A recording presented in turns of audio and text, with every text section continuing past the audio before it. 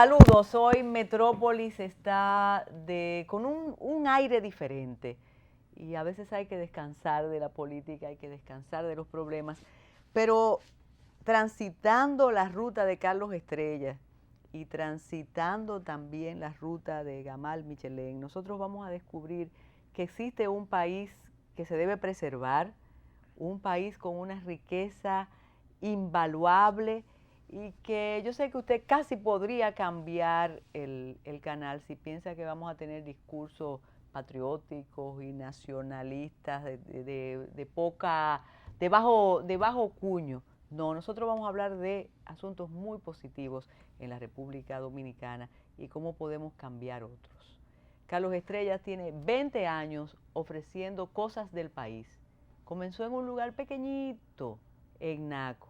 Y uno pasaba y decía, pero ¿y este hombre? Este es un aventurero. ¿Qué hace con estos productos? ¿Quién se los compra? 20 años después, Cosas del País está en los centros comerciales y está también en el corazón de muchos clientes y muchas clientas que cuando quieren hacer algo, llevar algo fuera de aquí, consumir los productos de distintas regiones, van donde Carlos Estrella. Gamal Michelén sabe de arte más que cualquiera e igual que muchos que saben mucho. Y a veces nos preocupamos porque yo digo, hace un tiempo que Gamal no nos visita. ¿Será que está muy bien el arte dominicano? ¿Será que ya se ha vendido todo el arte dominicano? ¿O que tenemos que repensar qué hacer con nuestros clásicos y con nuestras obras que están ahí? Bienvenidos los dos, muy queridos ambos. Gamal, dime. ¿Qué pasa con el arte dominicano? Ya pasó una época, ahora tenemos las instalaciones, el performance y yo puedo coger ese casabe y decir desde Puerto Plata y me gano un premio. Yo tengo desconfianza de algunos movimientos modernos. Quiero aclarar, yo creo en el arte contemporáneo. El arte contemporáneo es conceptual, pero hay mucha gente que no expresa ningún concepto en lo que hace. Y a veces tú sientes, no voy a decir una palabra vulgar, lo voy a decir bien, que tengo una gente que me corrige que me está mirando. Doña Patricia. A veces tú sientes, Carmen, que te cogen de idiota cuando vas a una exposición. Porque yo necesito cuando veo una obra de arte ver al artista. Entonces tú puedes coger 3 casabes o 4. Poner un letrero que dice metamorfosis, catarsis, soy, estoy. Y puedes ganarte un premio, tú ves. Y yo lo Con veo. 2 yucas al lado, ¿no? Yo lo veo abusivo. No por el casabe, que es una maravilla, porque esto es cultura. Esto es cultura gastronómica. Y yo quería enfatizar, que cuando tú decías de arte dominicano, hacernos la pregunta para reflexionar. ¿Existe un arte dominicano? Y para responderte sí, ¿no? Sí, porque lo que hace un dominicano como arte es arte dominicano. Pero yo quería enfatizarte hoy que desde el 44 hasta 1930, cuando vino una gran mujer que todavía no hemos sabido valorar, que es Celeste Bossi Gil, en 86 años, tú no ves una palma en una pintura dominicana, una mata de coco, tú no ves un mulato, tú no ves un negro, tú no ves un higüero, tú no ves nada que nos identifique. Parece una pintura española o francesa, inspirada en el romanticismo o en el neoclasicismo. Y eso es insólito. El nacionalismo del dominicano es una mentira. Yo me alegro de lo que tú estás haciendo, porque si tú haces un ejercicio aquí, por cada 100 o 200 restaurantes italianos, tú vas a encontrar un buen restaurante de comida criolla. Eso es una pena. No es correcto. Eso no pasa en Colombia, eso no pasa en México, eso no pasa en Perú, eso no pasa en New Orleans, como estábamos conversando. Inclusive, mira, yo no sé en qué la bodeguita del medio es mejor que el mesón de Bari. A lo mejor son similares, lo que pasa es que ellos saben venderlo. El hipopótamo en Puerto Rico es así también. Mire, el boricua ha tenido el cuidado de proteger su idioma, siendo un Estado libre asociado, la fórmula Muñoz Marín, y ha protegido su gastronomía más que nosotros. Porque ese personaje del Bobby refleja lo que es el dominicano. Se fue en Yola, no lo dejaron entrar a Puerto Rico y volvió hablando como un boricua, porque el dominicano tú lo llevas a México, a los 3 meses se mete a mariachi. El ser que más se adapta a otra cultura, fácilmente. Mira, me sorprende porque, y con Carlos Estrella aquí tenemos la idea de la isla completa, pero hay pintores puertoplateños que forman parte de los clásicos, acuarelistas y Colson. Y cuando dices eso, yo estoy tratando, pero nadie más que tú lo sabes, de revisar cuadros emblemáticos de esos pintores de origen puertoplateño para buscar lo que tú dices que no hay. Ya a finales del siglo XX está Rafael Arseno Tavares, está Rafi Vázquez, por ejemplo. No, finalmente lo vas a encontrar hasta desde Giorgi Morel, por ejemplo. Giorgi pintó la dominicanidad, Celeste pintó las mulatas y la desnudó. La desnudó y las pintó. Jaime Corson tiene una serie haitiana. Exacto. Que expresa la negritud de Eligio Pichardo, Gilberto Hernández Ortega, Clara Ledesma, antes de llegar a la fantasía mágica de ella. Hacía unas negritas preciosas en los años 50. O sea, la dominicanidad, yo te dije hasta el 30.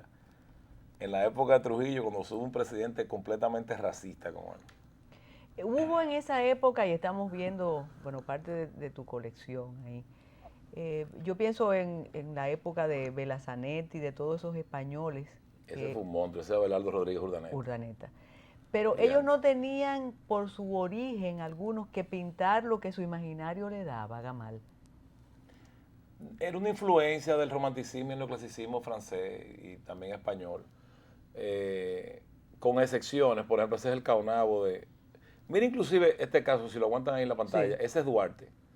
La parte izquierda es un daguerrotipo, que es la única foto real de Duarte.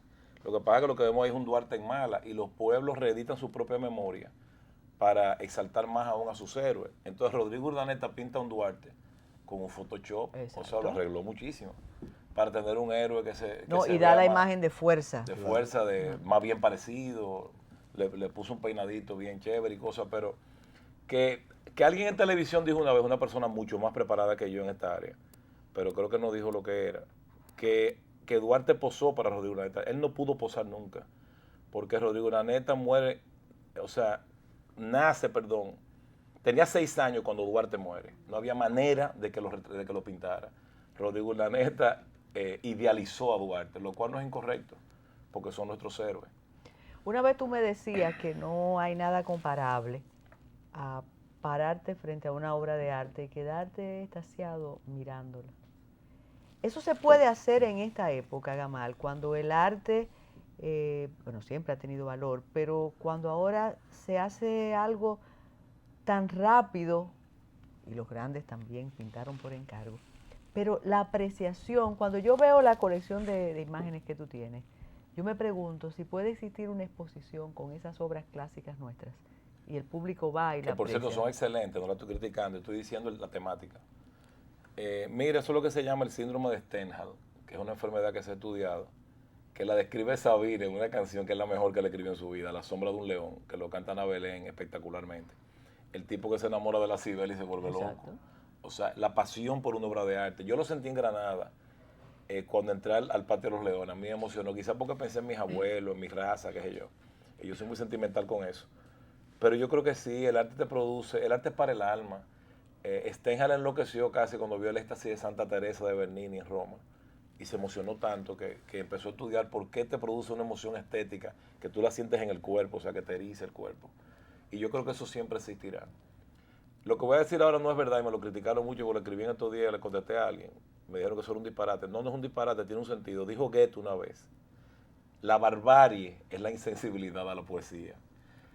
Es verdad y no es verdad también, porque, bueno, la barbarie es cuando matan gente, pues sí, pero lo que él está diciendo nos llama a reflexión de que estamos en un mundo que cada vez se hace más insensible a cosas que sí son importantes. Pero ahí voy, ya tú no tienes que experimentar esa sensación que te provoca la estética, que te provoca la belleza.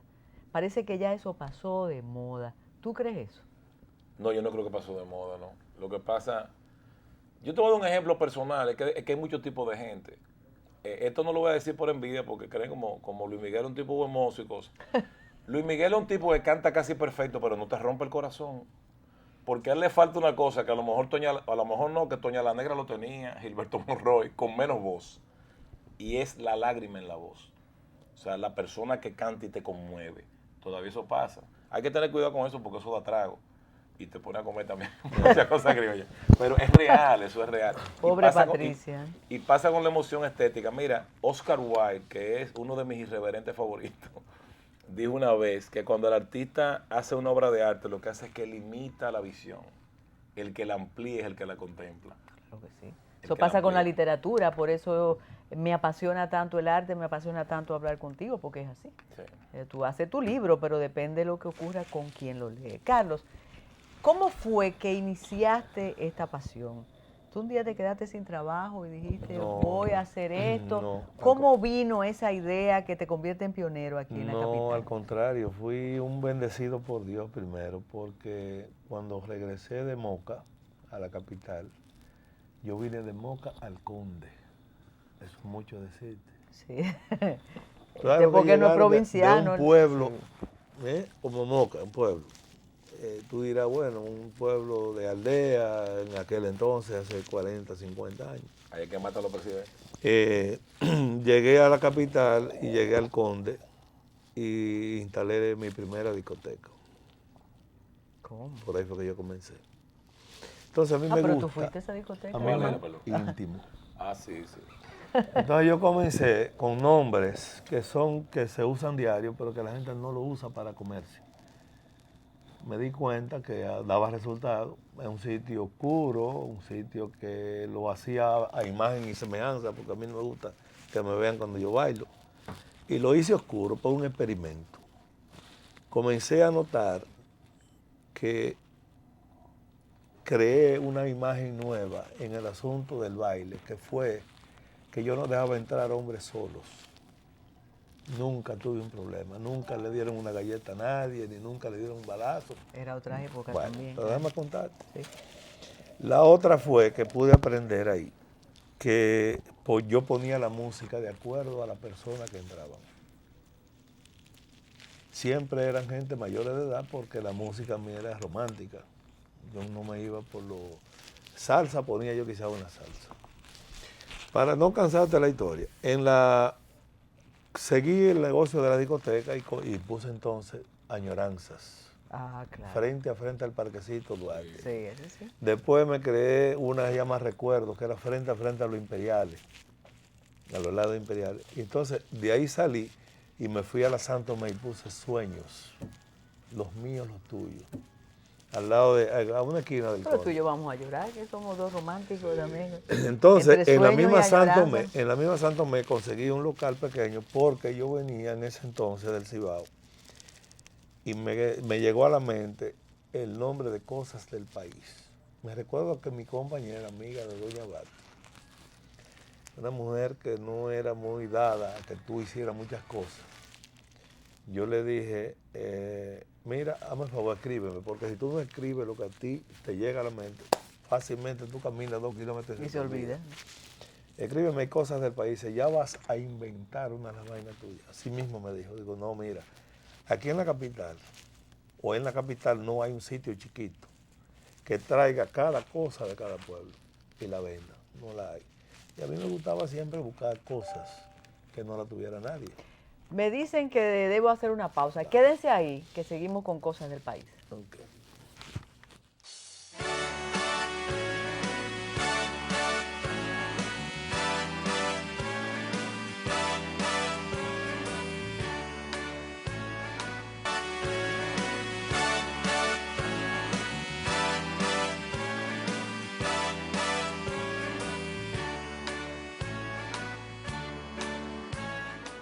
Carlos Estrella, en esa época no se registraban los nombres. Tú lo escribiste en un papelito y lo Yo guardaste. lo escribí en un papel, entonces, en ese entonces era secretario de Turismo Fran Rainieri y me invitaron a una feria que había en el Malecón.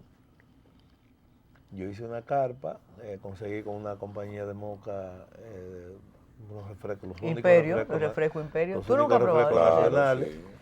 Entonces yo traje del Santo Cerro de la Vega mucho adorno de los roquetes de del Santo Los Cerro. redonditos. Los roquetes. Me di cuenta que el capitaleño sabía muy poco de las cosas dominicanas porque la gente se me acercaba y me decía que si eso eran camarones secos. Acuérdate que el roquete Sí. era amarillo. ¿Mm? Y cuando tú sancochas camarón se te pone amarillo o coge otro color. Y yo dije, contra, pero óyeme, el dominicano le falta mucha gastronomía aquí en este país, o sea, no conocen de las cosas criollas. Y ahí entonces ya me decidí adentrarme a hacer cosas del país. ¿Tú conocías, porque ven acá ya a nuestros tamaños, por no decir nuestras edades, si te gusta el asunto y sobre todo los provincianos, uno trata de conocer las regiones, conocer varios lugares de la isla, pero en esa época ¿Tú sabías lo que se producía en el sur, en el norte, en el este? ¿Tú lo sabías? Oye, ¿cuál fue mi ventaja? Yo fui vendedor en el país 27 ya, años. sí. Yo no te puedo Pues va de poner, robo, Gamal, yo no no te puedo. puedo poner en la mano un nombre como cosa del país si tú no has salido de la capital. Exacto. No puedo. Y tú te fuiste con una camioneta a buscar el Maví en el Ceibo, por ejemplo, el Chivo en Montecristi, Oye, así la fue. historia del Maví, muy buena. Yo estoy retratado en las paredes de la fábrica del Maví del Ceibo. ¿Sabes por qué? Cuando yo tenía 9 años, mi papá, que era pelotero, me llevó al Ceibo y yo me tomé mi primer Maví. ¿Y te supo bien? Me gustó, cosas raras, 9 años, porque tú buscas un muchacho Sí. y ahora de un colegio de estos caros, de un colegio de estos caros y lo lleva a mi negocio y el papá le da un Maví del Ceibo y te dice que no, que lo que quiere es otra cosa, lamentablemente. Sí. Ok, cuando yo abrí Cosas del País hace 20 años, el 14 de junio de 1994, lo primero que yo hice fue, pero que le de los estrellas. lo primero que hice fue ir al Ceibo y comprar 10 cajas de Maví. Hoy, Cosas del País vende 250 cajas de Maví mensual. Carlos, yo te preguntaba la conservación, ¿tú necesitabas una infraestructura, unos refrigeradores extraordinarios o tú traías al principio poca cantidad? Sí, porque acuérdate que nada más era una sola tienda y era muy unipersonal. Y al principio la gente pasaba y no te compraba. ¿Cómo? ¿Tú sabes cómo yo me hice amiga de doña Conchita? ¿Sabes quién es doña Conchita? Claro. Doña Conchita pasa con su esposo frente a Cosas del País una mañana que eran como las 12 del día. Y ellos venían en traje de caminata, estaban haciendo ejercicio. Y yo lo invité a que pasaran a Cosas del País. Y él me dijo que estaba muy bonita la tienda, muy interesante, pero que él no tenía un centavo. Andaba con ropa de sport. Yo le dije, mire, llévese a la tienda, mire, si usted quiere que le monte el freezer, lo que usted quiera. Y usted se va y dice, bueno, aceptó. Al fin y al cabo yo lo convencí y se llevó la mercancía. Hoy sus hijos, los 2 hijos de doña Conchita, son la gente que más me admiran y hablan más de Cosas del País por ese gesto. Gamal te preguntaba sobre ese casabe. Yo ahí voy de robo porque yo me crié con ese casabe. Exacto. ¿Cómo tú detectaste y determinaste que el casabe de Puerto Plata es diferente y realmente es muy bueno? No voy a decir el mejor porque estamos ahora sin regionalismo, pero ¿cómo tú descubriste eso? ¿Tú fuiste con un detector de casabe? No. ¿Con un indígena? No. Oye, ¿qué pasó? Yo comencé a traer el casabe porque yo soy muy dado a comenzar a preguntarle a los pueblanos. Por ejemplo, cuando tú quieras saber algo de un pueblo, tú llegas y le preguntas a un motoconchita, ¿dónde hacen el mejor moro aquí? ¿Dónde guisan el mejor pollo? ¿Dónde hacen la mejor carne salada? Ellos te lo dicen. ¿Por qué? Porque ellos son de los consumidores internos de ese pueblo. Y transportan a las personas. Y transportan a las personas. Entonces, yo me fui orientando. Cuando yo llegué a Puerto Plata, porque yo compraba la canquiña de Doña que Yuya. se hacía en el malecón. Claro. Su papá era buceador de mares. Tenía un casco de eso de hierro que tú te lo ponías, tenían los 2 vidrios en los lados. Yo luché mucho para quitar ese casco a esa señora. No, era un recuerdo de su esposo. Se lo respeté siempre. Entonces un día encuentro un señor en el burro vendiendo el casabe, que no es ese. El que él vende es un tipo de casabe y este otro tipo de casabe. Y fui preguntando, fui probando. Por ejemplo, en la carretera hay 60 gente que hacen semillas de cajuil. Yo tengo una sola gente que hace 16 años me produce esa semilla. ¿Por qué? Porque es distinta a todas. ¿Cómo se conservan los quesos? ¿Qué tipo de queso? El queso de hoja, que es de tu tierra, el queso de San Juan. El que hacía Vera en San Vera, Juan. Vera murió, me dijeron. Mejor que había. Vera murió, sí. Mira lo que pasaba, mira lo que pasa con el queso. El queso de hoja, que es el que yo vendo los miércoles y los sábados. Ah, perfecto. Los miércoles y los sábados. Yo conseguí una gente que lo hace sin sal, lo hace cremoso. Cuando tú lo muerdes, te suena en los dientes, cuando tú lo muerdes que es crujiente. Ese es el queso que yo vendo. Y además es de hoja porque tú lo degozas como si fuera una hoja, De como si Vera, fuera sí. Sí. el de Nagua. Y el El de Nagua. de Vera, frente a la policía. Punta Cana, El estaba de en la Vera, esquina. el Punta Caña, una vez podía funcionar hasta que él se salió de la producción. Te lo digo honestamente porque yo era amigo Del hijo de Vera. del viejo. Ajá. Y ese fue el Digo, primero que inicio llegó. Sí. Eso era. Dime el morir soñando, que Patricia está interesada No, en pero un conversar. paréntesis, una pregunta. Sí, Perdona. sí trabajan, Para no Amal, salir, concho, sí. ¿verdad? En la cultura aborigen nuestra, porque indígena es incorrecto decirlo, era de Guayiga, el casado. Guayiga es otra cosa. Pero era de Guayiga que lo hacía. Está bien, yo tengo de Guayiga. Porque la El yuca era único, venenosa. mira, el único que hace aquí un producto de Guayiga, todavía, es el mellizo de San Cristóbal que me produce el roquete y la hojaldre de Guayiga. De Guayiga hacen también lo que le dicen la chola, Exactamente. que es solamente en Nizao, esa área de Nizao, San Cristóbal, tú la consigues. Y la consigues en Juan Dolio. ¿Por qué no veo arepa? Y si la arepa se conserva también. No, la arepa no se conserva No. mucho, no. La arepa... La salada no, la dulce. Hay dos formas de hacer arepa. Te hacen la torta, que es muy distinta a la arepa. Ujú. La arepa se hace con maíz tierno, que es lo mismo que está hecho eso que tú ves ahí, este artículo, que solamente lo hacen en un solo sitio. Que se llama guanimo. Guanimo. Es igual que tú me dices a mí, yo quiero tocino de chivo, que es el chivo seco. Que es el que quiere me llamar hace para la agua la invitación boca, que bien, nos se va me a hace agua la ofrecer. boca. Sí. Mira, en el país, en 13 kilómetros, desde el cruce de Guayacán hasta todo el medio, hay 2 hombres solamente que quedan vivos que saben hacer eso. ¿Se seca qué tiempo? No, tú lo secas. Si hay sol, y en la línea siempre hay sol, tú lo secas en un día. Ahora, ¿qué sucede? Tú tienes que aprender a comprar chivo seco. Porque tú no te puedes parar festinmente en la carretera y tú lo ves colgado en una pared, en una empalizada, una cosa, y tú dices, dame un chivo. Te van a decir que sí. Porque nos levantamos, somos 13 millones. 12 se levantan a ver cómo te fuñen. Yo creo que 12,5. Ah, está bien, gracias. Yamal, tú corregiste lo de aborigen, dijiste que no indígena, y mencionas que hasta el 1930 no hay dominicanidad en nuestra pintura. Es que no hay, es que había una negación total. Tú ves siempre una dama blanca con un abanico, un jarrón de rosa que se parece un poquito a Renoir, sin llegar al impresionismo, aquí no tuvo esa fuerza. Sin embargo, Celeste sí lo fue, que ha sido, a Celeste hay que valorarla de nuevo, para mí es una artista excepcional. Ahora, ¿cuál es el problema de Celeste Bocigil? Y vuelvo a la dominicanidad, que es la pobre dominicana. ¿Tú crees que Frida Kahlo es superior a Celeste Bocigil? ¿Pero y en qué? Lo que pasa es que Frida Kahlo... Déjame ver si los muchachos nos consiguen. Hay una imagen de una mujer con escote. Mira, De vuelta y yo te voy a otra. decir Ese el es número. Celeste. Es. No, te voy a decir ahora. Ese es Celeste Bocigil. Y eso no era muy atrevido. Demasiado. Mira esa mulata, que es una cosa espectacular. Con un presidente racista. Mira esa mulata. Por cierto, está en el Museo de Arte Moderno. Se puede ver. Sí. Sí. Pues cuando vi eso yo dije, pero eso tuvo que ser un escándalo. ¿O no fue un escándalo? Sí fue un escándalo y se habló mucho Mírala hasta de ahí. la vida sexual de ella, porque el dominicano se mete hasta en lo que no le importa. ¿Por qué razón? Porque es la primera mujer que tuvo la osadía de desnudar una modelo. Eso era anatema en este país. Ahora, Sin embargo, los hombres desnudaban hombres antes. Claro que sí. No, pero desde la antigüedad, desde Exacto. antes de Cristo, los griegos lo hacían.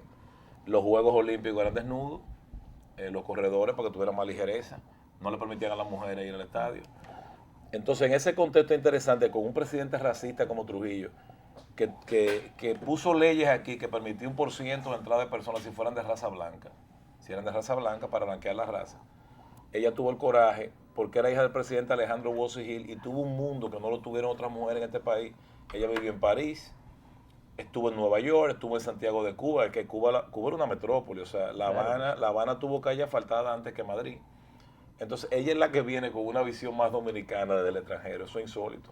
El día pasado uno de sus sobrinos nietos, o sobrino, porque ella no tuvo hijos. No, pero ella murió relativamente reciente, pero en el 70 y algo. Él es abogado, yo recuerdo, yo fui su profesor, él hablaba de la cantidad de obras que tiene la familia.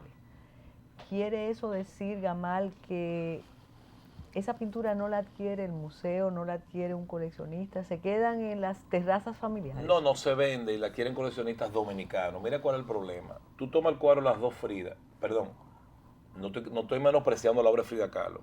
Yo te digo que no es superior a la nuestra, a Celeste Bocil, que no es superior. Solo que Frida lleva 3 películas y de Celeste yo no he visto ninguna. Se lo propuse a la gente que hace cine aquí, porque podría sacarse un material con su vida en la política y eso, de su padre, etcétera. Se podría inventar un guión, tú ves. Hay material. Ahora, ¿qué sucede? ¿Por qué te digo que la desgracia de ella es ser dominicana? Por el cuadro Las Dos Fridas de Frida Kahlo se pagó $3 millones. Tú consigues un Celeste Bocil con $10,000 o $12,000 y hasta menos, y el de $200,000 y $250,000. ¿Por qué? Porque es dominicana. Tú mencionaste a Praventó antes de hablar de entrar en el programa. Don Tony dijo una vez una gran verdad que yo la cito a cada rato. Si Beethoven hubiera nacido en Nagua, fuera el sordito de Nagua y tocara acordeón. Porque no es verdad que en Nagua tú vas a dar un genio. O sea, nuestro país no auspicia ese tipo de cosas. El dominicano que llega lejos es porque ha hecho un esfuerzo tremendo. Mira, lo que Carlos está haciendo con la gastronomía nuestra, a mí Reitero, me impacta. pasa con la literatura también. No, a mí me impacta, porque, concho, tú estás protegiendo la dominicanidad. El capítulo más asfixiante de 100 años de soledad es cuando Macondo pierde su memoria. Tú no sabes cómo tú vas a salir de ese capítulo, porque le está olvidando todo a la gente. Y eso pasa con nosotros. Cuando tú me dices que un niño no quiere probar un Maví, que es nuestro, o sea, no está asumiendo algo que sí es nuestro. Y eso no pasa en otros países latinoamericanos, no pasa. Tú vas a una ciudad como Bogotá y tú vas a un food court, pues yo soy un anglicismo ahora, y tú ves comida, bandeja paisa, bandeja de Bogotá, en esos pisos. Sin embargo, fíjate la contradicción. Ahora que tú dices la bandeja paisa, aquí hay lugares de comida colombiana, de comida peruana, de comida venezolana, que uno lo visita y se siente bien comiendo ahí. Porque es buena gastronomía, igual que la Claro, nuestra. sin embargo, lo nuestro no. Y Claro, en la casa tú haces la comida tuya. Carmen, y qué caro es la comida criolla en buenos restaurantes, te digo. Yo lo veo excesivo. O sea, tú quieres comerte un chivo. Ya no, pues ya yo descubrí, ya con Carlos yo tengo mi mundo resuelto. Yo compraba mis cosas y hacerlas en mi casa.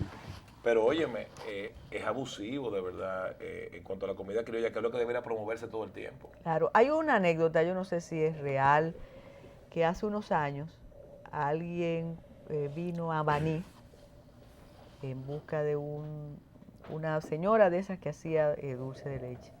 Y cuando le dijo, yo quiero 2,000, estamos hablando hace 40 años, 2,000 tablas de dulce, 3 Rosas o las 3 Marías, para llevármelo a Nueva York, le dijeron, imposible, nosotros no hacemos eso. Pero a mí me da mucho trabajo. ¿Todavía? ¿Sabes? Yo pensaba que tú ibas a decir que ahora ya eso... No, es que aquí cuando no hay leche no hay cajuile, cuando no hay cajuile no hay naranja, cuando no hay naranja no hay cereza. Pero óyeme. Tenemos que hacer... pues yo pensaba que esto iba a ser anécdota del pasado. No, dale. Regresamos. Sí.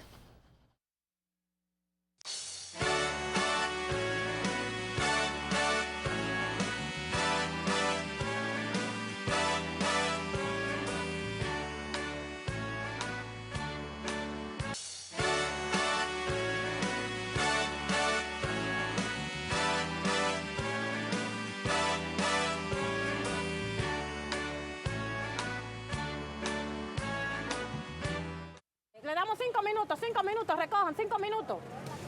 Eso fue una pesadilla terrible. Oiga, yo no quiero ver a nadie en esa situación. Por más de 3 décadas, comenzaron a ocupar un antiguo caserón de Gascue.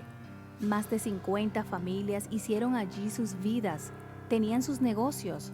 Era un vecindario en sí mismo. Allí soñaron y vivieron. Nacieron sus hijos y hasta nietos. Hasta que un día, los propietarios reclamaron su derecho. Una sentencia de la justicia favoreció al propietario del inmueble y ordenó el desalojo de 53 familias que por larguísimos años lo ocupaban. De repente, se encontraron en la intemperie. Nosotros no esperábamos que a esa hora se iba a hacer desalojo. Yo me di cuenta cuando tocaron la puerta que estaban derrumbando la puerta. En mi vida yo no había visto una cosa tan terrible como eso. Bueno, después del desalojo, la vida de nosotros cambió definitivamente. Yo me fui para donde un cuñado mío porque no tenía para dónde coger. Porque nosotros tenemos esa casita ahí. No eran casas buenas, pero ese era nuestro hogar. Ya usted puede imaginarse lo que hemos pasado aquí desde el 2012, porque fue el 1 de diciembre de 2012 a esta época. Personas pasando toda la clase de incertidumbre. Usted se imagina la edad que yo tengo, a empezar de cero, después de vieja. Yo sabía, mira, yo tenía la esperanza, por eso yo lo dije y siempre lo digo, que cuando el presidente se diera cuenta del problema de nosotros, iba a hacer algo. Cada vivienda tiene un solar de 250 metros. Estas viviendas están construidas sobre platea en un total de 69 metros cuadrados. Cada vivienda consta de 3 habitaciones con su closet, un baño, sala, comedor, cocina con su meseta, una despensa y espacio para una nevera.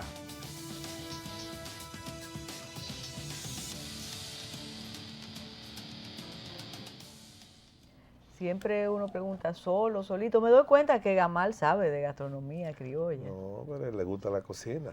Mira, bueno, claro.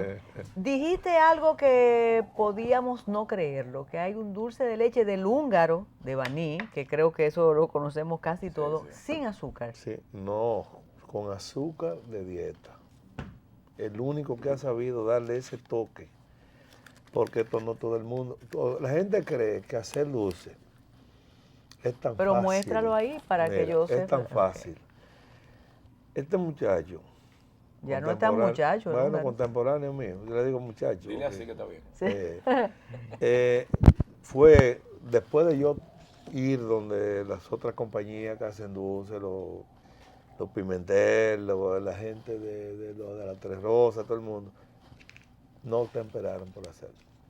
Porque siempre piensan que si invierten en una cajita de azúcar de 600 pesos, no lo van a sacar. Entonces esa mentalidad, eso no hay quien se lo quite. Y él se decidió. Y tiene salida, ¿no? Yo tengo una clientela porque el diabético lo que quiere comer es un pedazo de dulce. Claro. Dime algo, estoy mortificada con el morir soñando, porque creo que todas hemos hecho morir soñando en la casa, menos doña Patricia. Sí. Sí, y eso es la leche y la naranja, la mezcla rápido. ¿Cómo se conserva en una botellita el morir soñando, Carlos Estrella? Miren,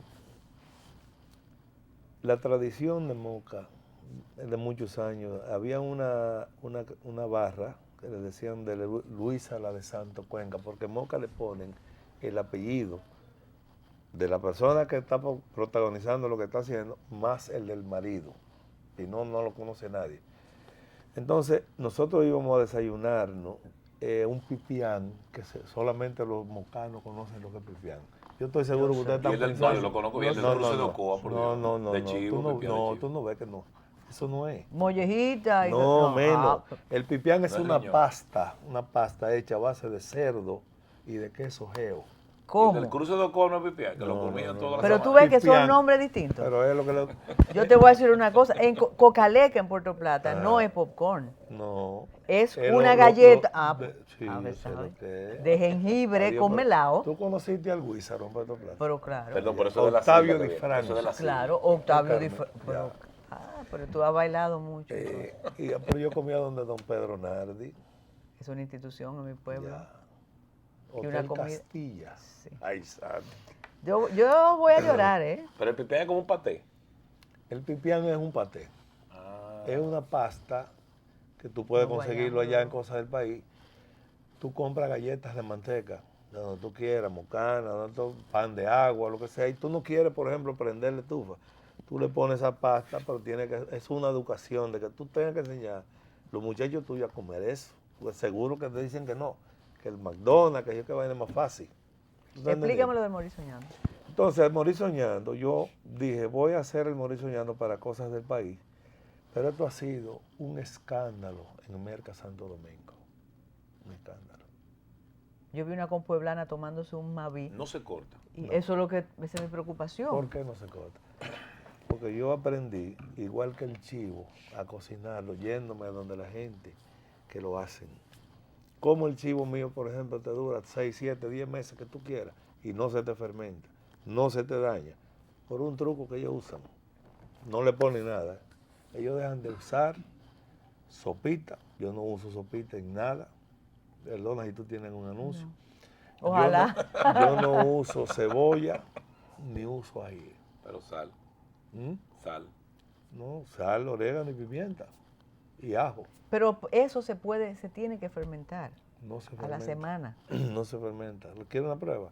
Esto usted se lo lleva y lo pone en la nevera. Ahora, si lo deja fuera de la nevera, se te va a dañar, claro. Eso estamos de acuerdo. Pero eso es hecho a base de naranja agria. Y leche entera. Leche evaporada. Tú me avisas cuando se corte el tuyo, ¿no? Porque oye lo que Pero pasa. esto es nuevo, porque yo Sí. No se puede ponerle a este producto leche de ese de UHT y esas cosas. Oye, pero me está matando todos los anunciantes posibles, este hombre. A lo mejor vienen ahora. Exacto. Que se lo den Mira, todo. eso yo sé que está relleno de coco. Esos eran palitos de coco. A mí me sorprende que sean tan grandes. ¿Por qué esos son tan grandes? Esos son los más chiquitos. Pero Gamal y yo no, exacto. Sí, eso era en San Juan. ¿Tú sabes por qué? Porque había poca gente. Pero lo que pasa es, mire, esto no es tan grande. Lo voy a destapar. Ah, pues va a destapar su producto. No, mira, está chiquito. Eso no es tan grande. Se le mete la muela. Lo quito por probarlo, ahora, sí. Yo no he visto una cosa que dé más trabajo de hacer que esto. Sí, es verdad. Esto tiene un proceso de candela, que no es todo el mundo que coge eso. Porque es que tú tienes que elaborar el dulce de coco primero. Después hacerlo tipo albóndiga, una bola, ponerte aceite en la palma de la mano. El palito antes era de guayaba. No, el palito era de penca de coco. Que había que traer las pencas de los cocos, dejarlas secar. Entonces tú cogías y lo pelabas. Y esa tira del coco, entonces tú lo partías con el, dependiendo del tamaño que tú le ibas a dar al palito. Y después, entonces que Era tú difícil de comer. oye, después que tú le metes el palito al coco, entonces en esa candela, ese caramelo, tú pasas ese dulce y lo pones encima de una bandeja con aceite. ¿Sabes para qué? Para que cuando se enfríe, tú puedas despegarlo con un cuchillito. ¿Qué es lo que más salida tiene en Cosas del País? ¿Lo dulce o lo salado? Gracias a Dios, todo. Esto es gourmet, óyeme, en una cena importante. Esto es una exquisitez, ponerlo ahí. ¿Un baklava? Un baklava. Claro. Bueno, no hable de los árabes porque ya estamos... Yo traigo de Santiago unos caramelitos de guayaba únicos que he sacado de circulación en oficinas de renombre aquí, que dejen de poner que menta, que ya no, aquí no hay fábrica de menta. La menta de guardia. Eso desapareció, eso viene La de ECLA, Colombia. ¿te acuerdas? Eso viene de Colombia, de Centroamérica, ya eso no lo hacen aquí. Los maníes con azúcar, así como caliente. ¿Quieres comerte el mejor maní con leche que se hace en este país? Para buscártelo ahora mismo. ¿Dónde? Se hace en el cruce de Sosúa, Puerto Plata. Por allá. ¿Y boruga? ¿Cuál es la boruga? ¿La capellán? No, ya eso no existe. Ya no existe. El pobre, lamentablemente lo tienen en una pared, una foto grandísima. Pero su calidad y su fama, eso se vino abajo. Ay, Gamal, yo sé que tú estás disfrutando muchísimo. Esto está interesante. Y Carlos con tu exposición, como siempre. Mira, estaba hablando de pintura. Yo quisiera que de nuevo el estudio nos pase imágenes de las que trajiste. Y quiero también dedicarle unos segundos a la escultura. ¿Tú eres más enamorado de la pintura que de la escultura dominicana? No, de las dos cosas. En el caso de la dominicana es difícil hablar de una escultura dominicana. Muy difícil, pero la escultura contemporánea es interesante, que el nombre de escultura hay que corregirlo. Bueno, lo que más se hace ahora, tú le puedes llamar escultura, pero escultura viene de esculpir, y esculpir es talla. Si tú trabajas el mármol o la madera, como hacía Pras Ventos, por ejemplo. Pero el que tú cojas y modeles el barro y crees un molde y hagas una escultura en bronce, eso es modelado. Tú no estás esculpiendo, no estás tallando.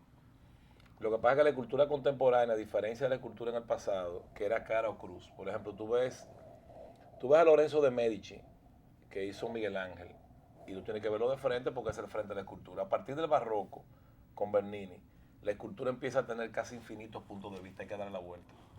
Lo que pasa con obras de Rodin, por ejemplo. Tú tomas los burgueses de Calais, hay que darle la vuelta completa porque son puntos de vista infinitos, no es cara o cruz. Que por cierto, un paréntesis con lo de Lorenzo de Medici.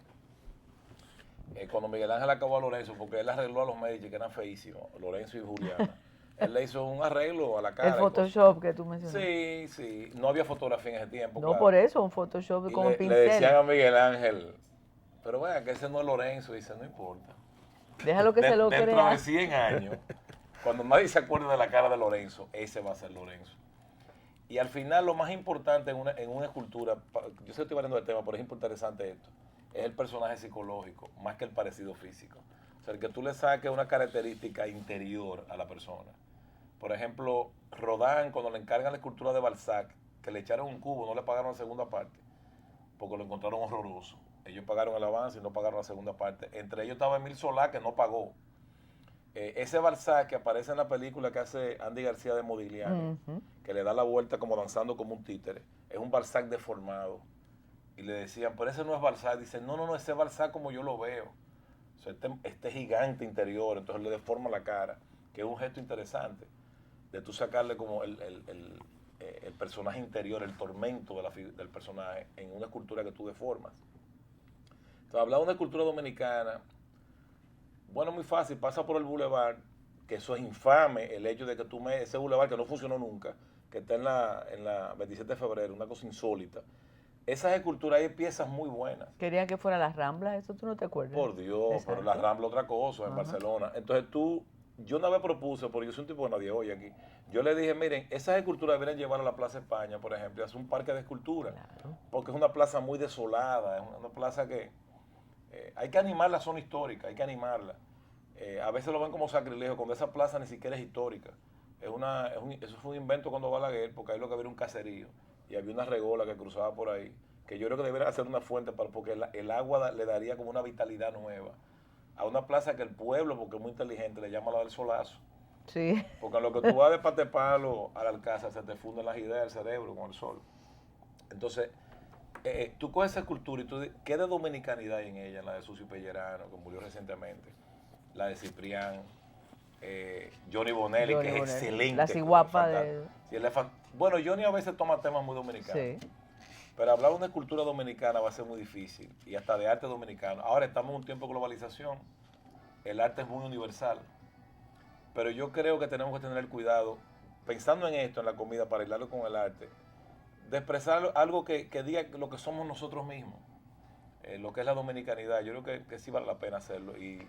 Mientras hablaba, vi bodegones y vi el rostro de Ada Balcácer con la Celeste Wossi Gil aquí.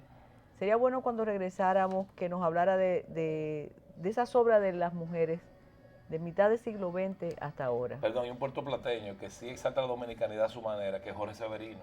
Ah, claro.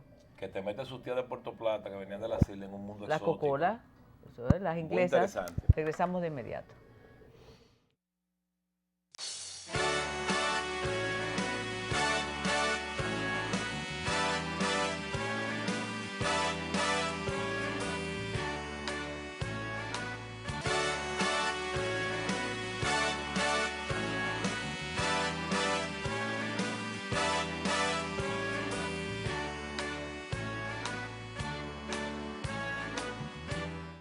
Yo quiero que ustedes me regalen el derecho a compartir la alegría que nos embarga, porque por segundo año consecutivo la cuenta Twitter de Presidencia de la República fue la segunda cuenta más activa de presidencia alguna durante el año 2014. Es decir, hay un premio en el 2013 y uno en el 2014. República Dominicana fue por segundo año consecutivo la segunda cuenta más activa. El año pasado lo había sido número 1 Venezuela, ustedes recuerdan, y este año lo fue México, con dos cuentas, una de la Presidencia de México y otra con el Gobierno de México, dos cuentas, y República Dominicana. Debo destacar que el año pasado nosotros tuvimos en promedio unos 35.3 mensajes diarios, que es mucho, ¿eh? Y este año llegamos a 57 mensajes diarios, un incremento de un 62%. Este incremento se debe, primero, a la mayor actividad del presidente de la República y segundo, a una mayor experiencia en lo que es la construcción de ese relato de todas las actividades. El presidente de la República, por supuesto, tiene mucho que ver con esto, con este mérito, con este logro de la cuenta Twitter de Presidencia, porque tiene mucho que ver con la naturaleza del gobierno del presidente, un gobierno dialogante, un gobierno cercano, y sobre todo con las visitas sorpresas. Las visitas sorpresas nos han permitido construir un relato cada domingo para toda la ciudadanía, y eso definitivamente ha impreso un sello diferente a la forma de gobernar en la República Dominicana. No quiero terminar esta información sin antes, dentro de esta alegría que nos embarga a todos, de reconocimiento de Tweet Diplomacy, felicitar a los compañeros que han estado involucrados en esto, en particular a Eduardo Quincoses Medina y a Mabel Lemonier, quienes han liderado este equipo de compañeros y compañeras que durante estos 2 años, pero en este último año, pues han desplegado una labor extraordinaria. Eduardo se queda ahí tranquilito, no siquiera mira para acá, la humildad lo arropa y la modestia, pero felicidades y gracias por ese gran trabajo. Severino, Jorge Severino, tú hablas de esa reivindicación de sus tías, no solo de sus tías, de una comunidad cocora en Puerto Plata. Es buenísimo. Eso me lo dijo él, que él insertó el recuerdo de sus tías de piel oscura, negra, en un mundo exótico, con unos collares, unas perlas, qué sé yo. Pero te voy a decir algo, yo admiro mucho a la persona que está orgulloso de lo que es. A mí me encanta que Johnny Ventura diga que él es el único negro que vota miel por los poros, porque se siente bien siendo. El dominicano, aquí nadie quiere ser negro, lo cual es una... Que te voy a decir algo de la mujer dominicana. África le ha hecho un aporte tremendo al cuerpo de la mujer dominicana. Fíjate que ahora las europeas tienen que pagar por tener lo que aquí sale de gratis. Y te voy a decir algo, yo admiro mucho lo que hizo Luis Carbonell con su poesía afrocubana. Yo cito mucho a Luis Carbonell, que murió recientemente. Por ejemplo, con eso de que tu abuela, ¿dónde está? Sí. Él dice, ayer me dijiste negro y hoy te voy a contestar. Mi maíz se sienta en la sala y tu abuela, ¿dónde está? Porque el vecino tiene una abuela prieta que le escondía. Y se fue casando con blanco hasta que el nieto salió con el pelo.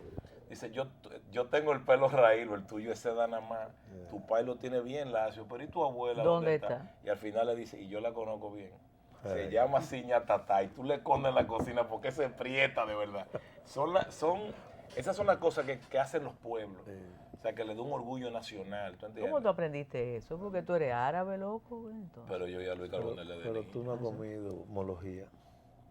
No, ¿qué mología? Primera vez que oigo ese nombre aquí. Tú tienes que brindarle un Maví a este hombre. No, Maví sí mucho. Yo tuve no, pero para conversar. ¿Tú conoces aquí a Roy RC? ¿A quién? A Roy RC. Hermano, el tío de Albertico RC. Sí, claro, claro. Yo aprendí a comer mología con él. ¿Qué es mología? Mología es una hoja parecida a la espinaca y se prepara como con un zumo. O sea, se le entra adentro pollos, se sancocha, se saca el pollo, se hornea y se hace un picadillo de cebolla a la vinagreta. Se sirve con arroz blanco. ¿Y quién come eso, Los Carlos? libaneses. Mira. Pero yo no recuerdo. Mi familia es palestina, que la comida es muy diferente. Aquí hay muchos errores con la comida árabe y los nombres son diferentes. Sí. Pero la hoja de mología tú la encuentras donde venden los quipes ahí en la Gustavo Mijar y Cara, al lado de la placita. No la puedo anunciar, no puedo dar buena. La libanesa, son mis grandes amigos, Elías y toda su familia. Excelente comida. Sí. Mira, dime de Ada. Ada fue pionera.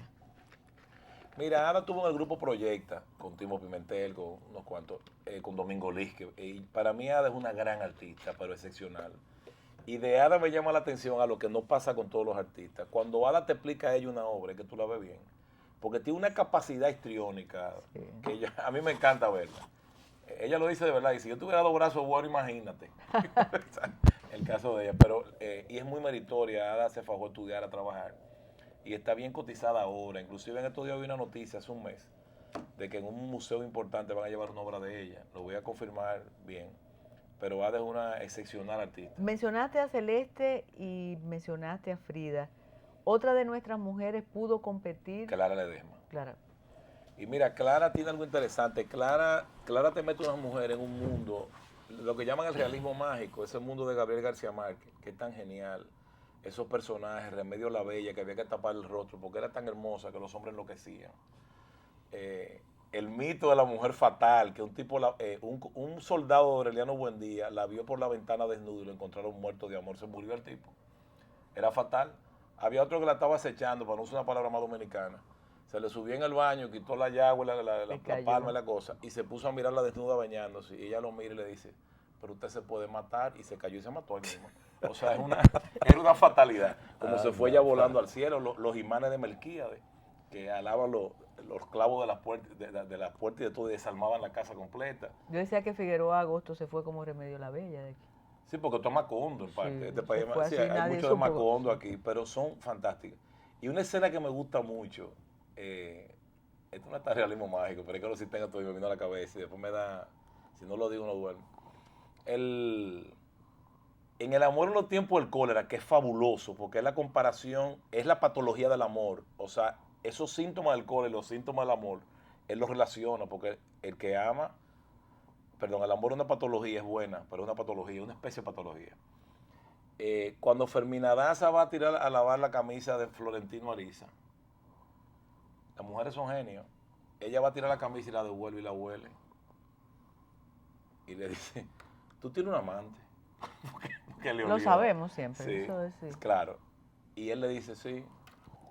Le dice, y tú no pudiste ser hombre como son los hombres de verdad que lo niegan. Digo, es una cosa genial. Sí. Las cosas, a mí me dio una pena grande porque la vida tiene cosas irónicas. El hecho de que García Márquez muera con Alzheimer, que Beethoven quede sordo, este genio de la música, que Borges se quede ciego. O sea, son cosas del destino que uno, yo creo en Dios y creo en un Dios soberano, pero son cosas raras. Tú sabes los cantamalos por ahí tienen el oído sano. Entonces son situaciones que tú no las entiendes bien, pero me dio mucha pena con García Márquez, porque esa cabeza narraba muchas cosas que él recordaba y las reeditaba. Eso es terrible. Las recreaba, sí. Carlos, se queda la alegría. Digo, la alegría ha estado presente. Ese dulce de ajonjolí. Ay, qué bueno. Si quieres comer alegría, ¿cuál es la tienes mejor? que buscarme o yo encontrar en un ingenio que quede moliendo caña, melao. Porque sin melao puro no se puede hacer. Es con melao y ajonjolí. Es melao ajonjolí por 1 litro. Le voy a dar la receta para que el que la quiera hacer. 1 litro de melao, 12 libras de ajonjolí, pones a hervir el melao.